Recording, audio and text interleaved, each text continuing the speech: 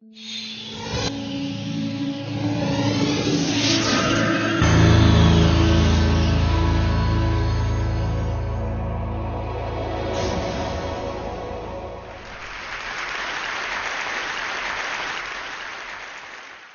morning. How are you? It's been great, hasn't it? I've been blown away by the whole thing. In fact, I'm leaving.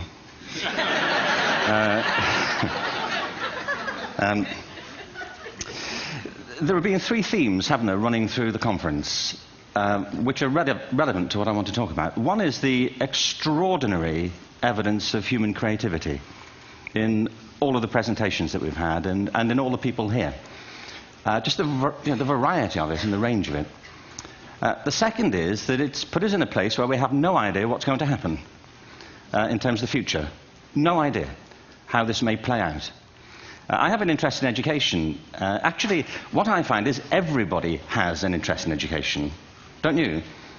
I find this very interesting. If you're at a dinner party and you say you work in education, actually, you're not often at dinner parties, frankly, if you work in education. You're not asked, and you're never asked back, curiously. That's I think it strikes me. But if you are, and you say to somebody, they say, what do you do? And you say, you work in education, you can see the blood run from their face. They think, oh my God, why me? It's my one night out all week. But if you ask people about their education, they pin you to the wall. Because it's one of those things that goes deep with people. Am I right? Like religion and money and other things. So I have a big interest in education, and I think we all do. We have a huge vested interest in it, partly because it's education that's meant to take us into this future that we can't grasp. If you think of it, children starting school this year will be retiring in 2065. Nobody has a clue, despite all the expertise that's been on parade for the past 4 days, what the world will look like in 5 years' time. And yet we're meant to be educating them for it. So the unpredictability, I think, is extraordinary. And the third part of this is that we've all agreed, nonetheless, on the really extraordinary capacities that children have, their capacities for innovation. I mean, Serena last night was a marvel, wasn't she? Just seeing what she could do. And she's exceptional, but I think she's not, so to speak, exceptional in the whole of childhood. What you have there is a person of extraordinary dedication who found a talent. And my contention is all kids have tremendous talents, and we squander them pretty ruthlessly. So I want to talk about education, and I want to talk about creativity. My contention is that creativity now is as important in education as literacy, and we should treat it with the same status. Thank you.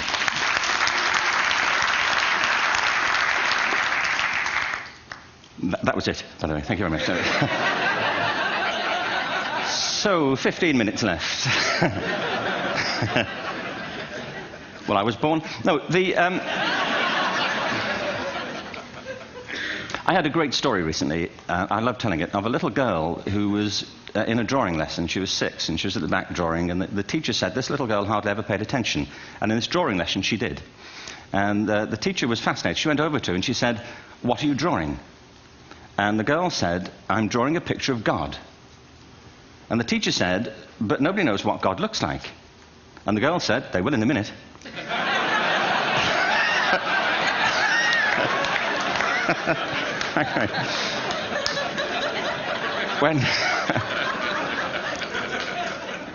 When my son was 4 in England, actually he was 4 everywhere, to be honest. I mean, if we're being strict about it, wherever he went, he was 4 that year. But he was in the Nativity play. Do you remember the story? No, it was big. It was a big story. Mel Gibson did the sequel. You may have seen it. I don't know. It was Nativity 2. But James got the part of Joseph, which we were thrilled about. We consider this to be one of the lead parts. We had the place crammed full of agents and T-shirts, James Robinson is Joseph. He didn't have to speak, but do you know the bit where the 3 kings come in? They come in bearing gifts, and they bring gold, frankincense, and myrrh. This really happened. We're sitting there, and they, I think, just went out of sequence. Because we talked to the little boy afterwards and said, are you okay with that? And they said, yeah, why was that wrong? They just switched, I think that was it. Anyway, the three boys came in, little 4-year-olds with tea towels on their heads, and they put these boxes down. The first boy said, "I bring you gold." And the second boy said, "I bring you mare." And the third boy said, "Frank sent this."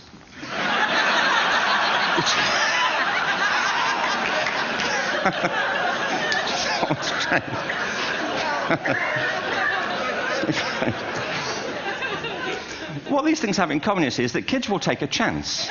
If they don't know, they'll have a go. Am I right? They're not frightened of being wrong.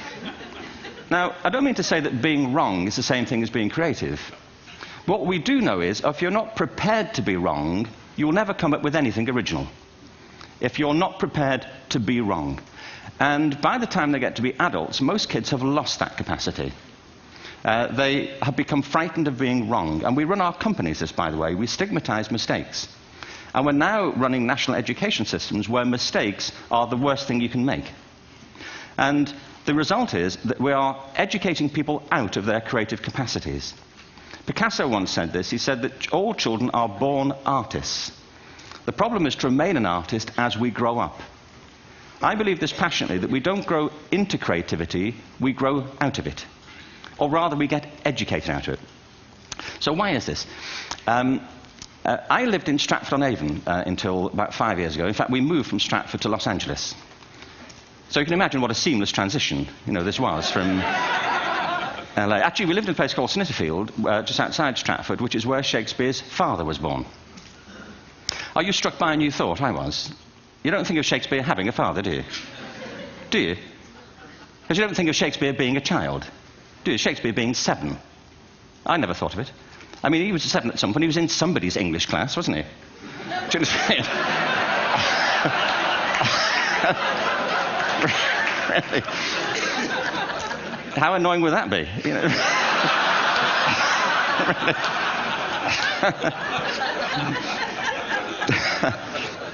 Must try harder. Being sent to bed by his dad to Shakespeare. Go to bed now, to William Shakespeare, and put the pencil down, and stop speaking like that. It's confusing everybody.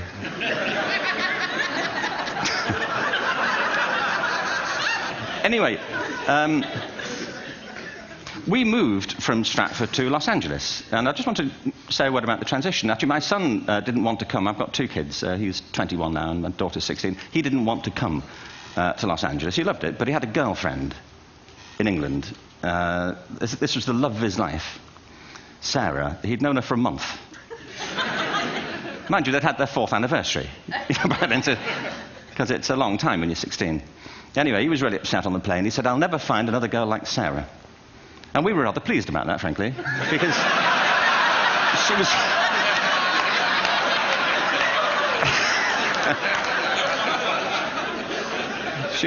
she was the main reason we were leaving the country.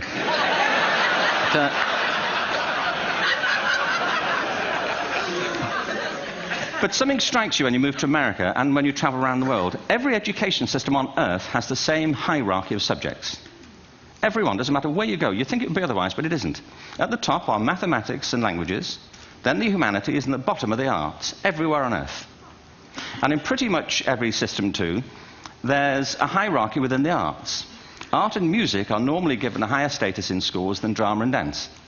There isn't an education system on the planet that teaches dance every day to children the way we teach them mathematics. Why? Why not?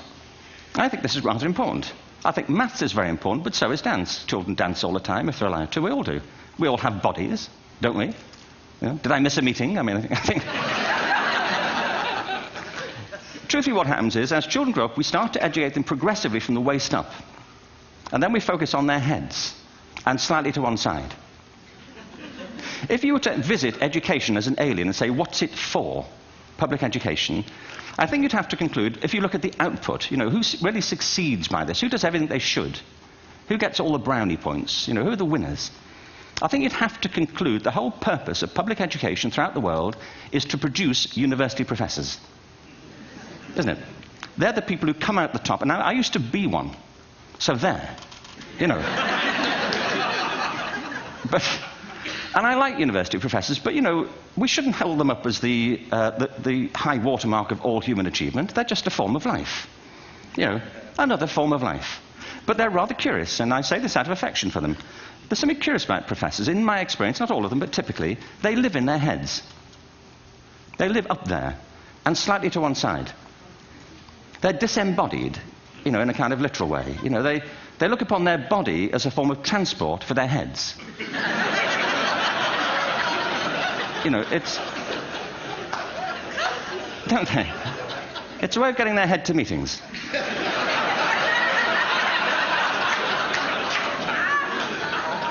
If you want real evidence of out-of-body experiences, by the way, get yourself along to a residential conference for senior academics and pop into the discotheque on the final night. And there you will see it. Grown men and women writhing uncontrollably off the beat. Waiting to end so they can go home and write a paper about it. Now, our education system is predicated on the idea of academic ability. And there's a reason. The whole system was invented around the world. There were no public systems of education really before the 19th century. They all came into being to meet the needs of industrialism. So the hierarchy is rooted on two ideas. Number one, that the most useful subjects for work are at the top. So you were probably steered benignly away from things at school when you were a kid, things you liked, on the grounds you would never get a job doing that. Is that right? Don't do music, you're not going to be a musician. Don't do art, you won't be an artist. Benign advice. Now, profoundly mistaken. The whole world is engulfed in a revolution. And the second is academic ability, which has really come to dominate our view of intelligence because the universities designed the system in their image. If you think of it, the whole system of public education around the world is a protracted process of university entrance. And the consequence is that many highly talented, brilliant, creative people think they're not. Because the thing they were good at school wasn't valued or was actually stigmatized. And I think we can't afford to go on that way. In the next 30 years, according to UNESCO, more people worldwide will be graduating through education than since the beginning of history. More people. And it's the combination of all the things we've talked about, technology and its transformational effect on work, and demography and the huge explosion in population. Suddenly, degrees aren't worth anything. Isn't that true? When I was a student, if you had a degree, you had a job. If you didn't have a job, it's because you didn't want one. And I didn't want one, frankly, so... but now, kids with degrees are often heading home to carry on playing video games. Because you need an MA, where the previous job required a BA, and now you need a PhD for the other. It's a process of academic inflation, and it indicates the whole structure of education is shifting beneath our feet. We need to radically rethink our view of intelligence.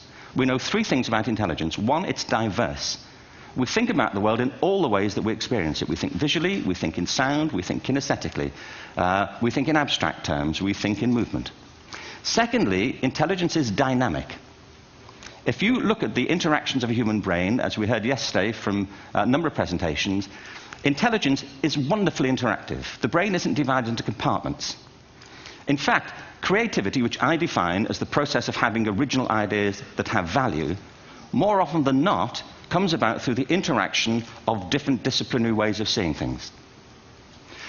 The brain is intentionally... By the way, there's a shaft of nerves that joins the two halves of the brain called the corpus callosum. It's thicker in women.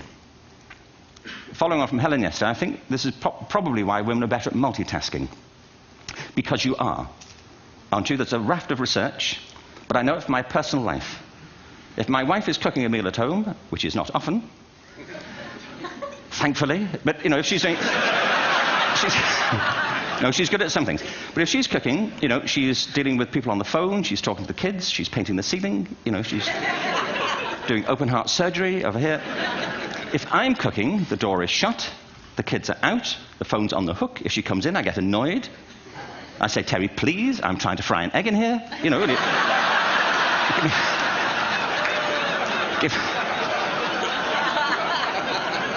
Give me a break.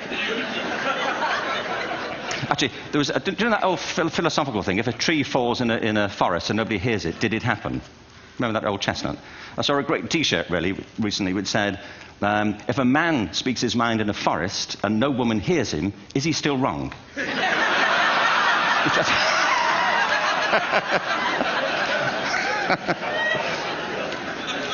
And the third thing about intelligence is it's distinct.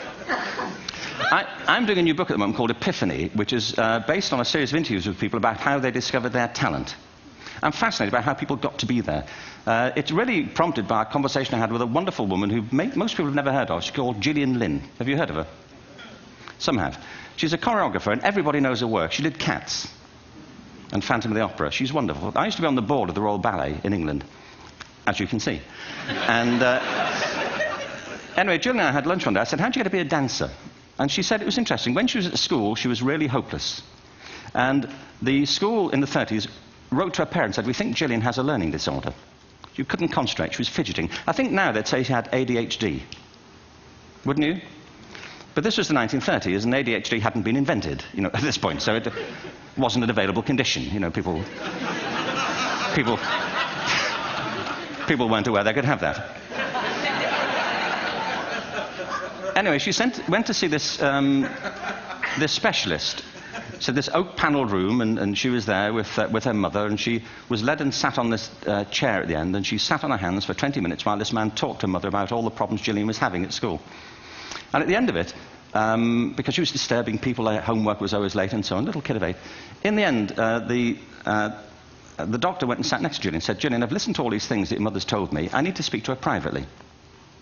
So he said, wait here, we'll be back. We won't be very long. And they went and left her. But as they went out the room, he turned on the radio that was sitting on his desk. And when they got out the room, he said to her mother, just stand and watch her. And the minute they left the room, she said she was on her feet, moving to the music. And they watched for a few minutes, and he turned to her mother, and he said, Mrs. Lynn, Gillian isn't sick. She's a dancer. Take her to a dance school. I said, what happened? He said, she did. I can't tell you how wonderful it was. We walked in this room, and it was full of people like me.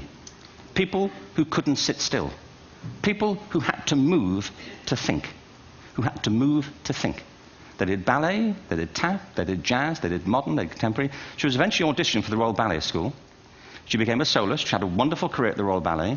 She eventually graduated from the Royal Ballet School, found her own company, the Gillian Dance Company, met Andrew Lloyd Webber. She's been responsible for some of the most successful musical theatre productions in history. She's given pleasure to millions, and she's a multi-millionaire. Somebody else might have put her on medication and told her to calm down. Now, I think...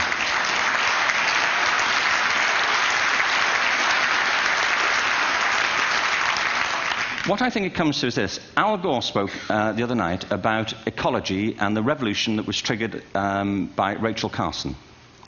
I believe our only hope for the future is to adopt a new conception of human ecology, one in which we start to reconstitute our conception of the richness of human capacity. Our education system has mined our minds in the way that we've strip-mined the earth for a particular commodity, and for the future it won't serve us.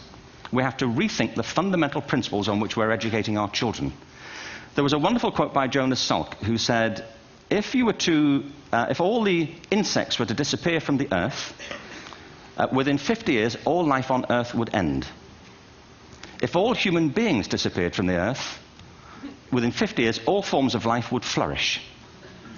And he's right. What TED celebrates is the gift of the human imagination. We have to be careful now that we use this gift wisely and that we avert some of the scenarios that we've talked about. And the only way we'll do it is by seeing our creative capacities for the richness they are and seeing our children for the hope that they are. And our task is to educate their whole being so they can face this future. By the way, we may not see this future, but they will. And our job is to help them make something of it. Thank you very much. Bravo. Hierher.